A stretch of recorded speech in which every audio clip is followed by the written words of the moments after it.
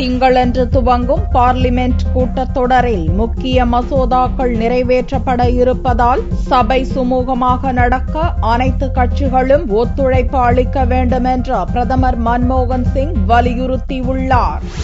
பார்லிமென்டின் மழைக்கால கூட்டத்தொடர் திங்களன்று துவங்கி இம்மாதம் 30ஆம் தேதி வரை நடக்கவுள்ளது. கூட்டத்தை சுமூகமாக நடத்த லோக்சபா சபாநாயகர் தலைமையில் அனைத்துக் கட்சித் தலைவர்கள் கூட்டம் நடந்தது. இதில் பிரதமர் மன்மோகன் சிங், பார்லிமென்டரி விவகாரத்துறை அமைச்சர் கமல்நாத் உள்ளிட்டோர் கலந்து கொண்டனர். கூட்டத்துக்கு பின்னர் செய்தியாளர்களிடம் பேசிய பிரதமர் மன்மோகன் சிங், நிலுவையில் உள்ள அனைத்து மசோதாக்களும் இந்த கூட்டத்தொடரில் நிறைவேற்றப்பட வேண்டும் என்றும் அவற்றில் உணவு பாதுகாப்பு மசோதா மிகவும் முக்கியமானது என்றும் கூறினார். இதற்கு முந்தைய 2-3 கூட்டத்தொடர்களில் ஏராளமான நேரம் வீணடிக்கப்பட்டுவிட்டதாக வருத்தம் தெரிவித்த பிரதமர் மன்மோகன் சிங், நடப்பு தொடரின் போது எதிர்க்கட்சிகள் எழுப்பும் அனைத்து பிரச்சினைகளுக்கும் பதிலளிக்க அரசு தயாராக உள்ளதாகவும் இந்த கூட்டத்தொடரை பயனுள்ளதாகவும் ஆக்கப்பூர்வமாகவும் நடத்த ஒத்துழைப்பு அளிக்க வேண்டும் என்றும் கூறினார். ஏற்கனவே பார்லிமென்டில் 100க்கும் மேற்பட்ட மசோதாக்கள் நிலுவையில் உள்ள நிலையில் ஆகஸ்ட் 5ஆம் தேதி முதல் 30ஆம் தேதி வரை 16 நாட்கள் நடக்கும் மழைக்கால கூட்டத்தொடரில்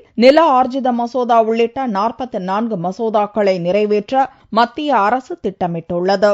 குறைவான நாட்களே கூட்டத்தொடர் நடக்க இருப்பதை எதிர்க்கட்சிகள் சுட்டிக்காட்டிய போது, தேவைப்பட்டால் தொடரின் நாட்கள் அதிகரிக்கப்படும் என்று பார்லிமென்ட் விவகாரத்துறை அமைச்சர் கமல்நாத் தெரிவித்தார்.